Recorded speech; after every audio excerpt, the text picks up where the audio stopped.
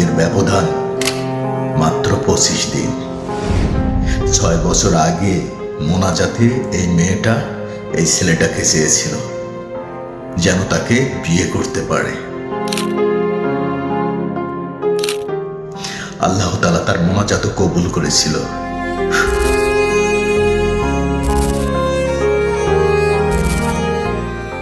মেয়েটা সুখে সংসার করতে চেয়েছিল, স্বামী সন্তান নিয়ে সুখে থাকতে চেয়েছিল। এটাই কি তার অপরাধ? স্বামীর টাকা পয়সার লোভ, শাশুড়ির অমানবিক অত্যাচার,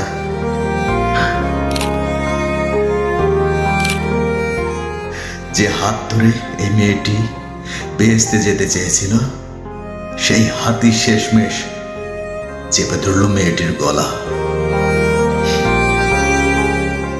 এত জোরেই গলা চেপে ধরল যে সব স্বপ্ন শেষ না হওয়া পর্যন্ত ছাড়ল না।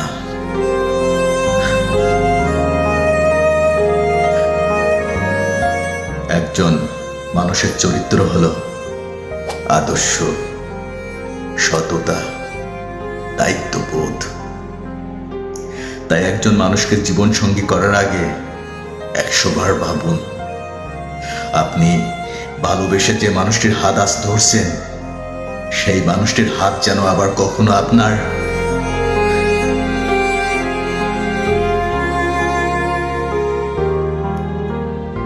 টাকা পয়সা দেখে নয়।